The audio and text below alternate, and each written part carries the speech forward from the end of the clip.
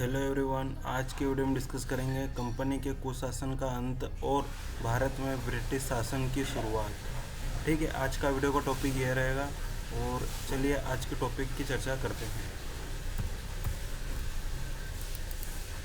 सबसे पहले डिस्कस करेंगे प्रस्तावना। भारत में अंग्रेजों का आगमन एक व्यापारिक शक्ति के रूप में हुआ। 1600 ईस्वी में ईस्ट इंडिया कंपनी की स्थापना हुई और धीरे धीरे उसने भारत के विभिन्न क्षेत्रों पर अपना अधिकार स्थापित कर लिया। लेकिन समय के साथ कंपनी का मुख्य उद्देश्य व्यापार न रहकर राजनीतिक और आर्थिक नियंत्रण बन गया। कंपनी के अधिकारियों के भ्रष्टाचार, अत्यधिक कर वसूली और भारतीय जनता के शोषण के कारण लोगों में असंतोष बढ़ गया।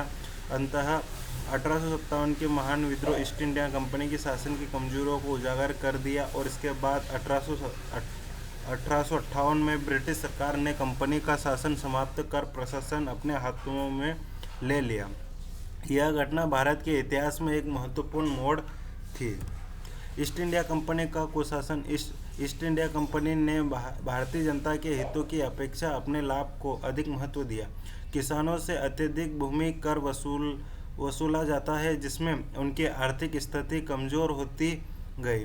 भारतीय उद्योग, विशेषकर कपड़ा उद्योग को नष्ट करने वाली नीतियां अपनाई गई ताकि ब्रिटेन के उत्पादों के लिए भारतीय बाजार तैयार किया जा सके। कंपनी के अधिकारियों में भ्रष्टाचार बढ़ गया था।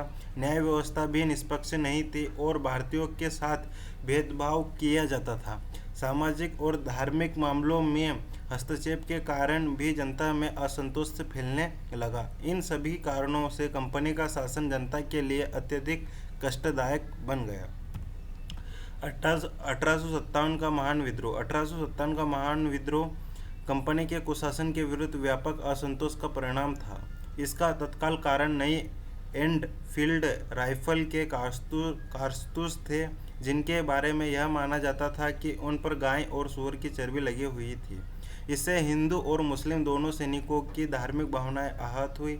यह विद्रोह मेरठ से शुरू होकर दिल्ली, कानपुर, झांसी, लखनऊ और अन्य क्षेत्रों तक फैल गया। बहादुर शाह जफर को विद्रोह का प्रतिक्रियात्मक नेता बनाया गया। रानी लक्ष्मीबाई, तात्या टोपे और नाना साहब बेगम, हजरत महल, कुंवर सिंह जैसे अनेक वीर नेताओं ने अंग्रेजों का डटकर सामना किया। यद्यपि यह विद्रोह अत्यंत सफल नहीं हो सका, लेकिन इसने ब्रिटिश सरकार को यह समझा दिया कि ईस्ट इंडिया कंपनी भारत पर प्रभावी ढंग से शासन करने में असफल रही। कंपनी के शासन का अंत। 1858 में ब्रिटिश संसद ने भारत शासन अधिनियम 1858 पारित किया। इस अधिनियम के माध्यम से ईस्ट इंडिया कंपनी का शासन समाप्त कर दिया गया और भारत का प्रशासन सीधे ब्रिटेन क्राउन यानी ब्रिटिश सम्राट के अधीन कर दिया गया।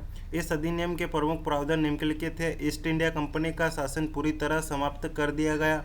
भारत का प्रशासन ब्रिटिश सम्राट के अधीन आ गया। भारत के शासन के लिए भारत सचिव का पद बनाया गया। गवर्नर जनरल के वायस रॉय की उपाधि दी गई और लॉर्ड कैनिंग भारत के पहले वायसराय बने। भारतीय रियासतों के प्रति अपेक्षाकृत उदार नीति अपनाने का अवसर दिया गया। ब्रिटिश शासन की शुरुआत। तो ब्रिटिश शासन के प्रारंभ के साथ भारत में प्रशासनिक व्यवस्था में कई परिवर्तन किए गए। सेना का पुनर्गठन किया गया ताकि भविष्य में किसी बड़े विद्रोह की संभावना कम हो सके। भारतीय और यूरोपीय सैनिकों का अनुपात बदल दिया गया। महत्वपूर्ण पदों पर अंग्रेजों के अधिकारियों की नियुक्ति की गई।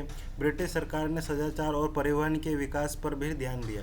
रेल, डाक, तार तथा सड़कों का विस्तार हुआ। इसमें प्रशासनिक नियंत्रण मजबूत हुआ और व्यापार को भी बढ़ावा मिला। शिक्षा का विस्तार किया गया, जिससे एक शिक्षित भारतीय मध्यम वर्ग का उदय हुआ। यह वर्ग आगे चलकर भारतीय राष्ट्रीय आंदोलन का नेतृत्व करने लगा।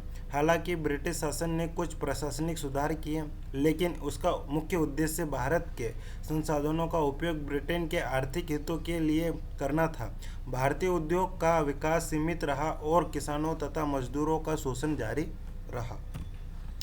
ब्रिटिश शासन का प्रभाव। ब्रिटिश शासन का भारत पर सकारात्मक और नकारात्मक दोनों प्रकार का प्रभाव पड़ता है। सकारात्मक प्रभाव। आधुनिक प्रशासनिक व्यवस्था का विकास हुआ। रेल, डाक, तार और सड़क जैसी सुविधाओं का विस्तार हुआ। आधुनिक शिक्षा और न्याय प्रणाली का विकास हुआ। राष्ट्रीय चेतना का विकास हुआ। जिसने स्वतंत्रता आंदोलन को गति दी। अब डिस्कस करेंगे निष्कर्ष। ईस्ट इंडिया कंपनी के कुशासन ने भारतीय जनता में व्यापक असंतोष उत्पन्न किया, जिसका चरम रूप से 1857 के महान विद्रोह के रूप में सामने आया।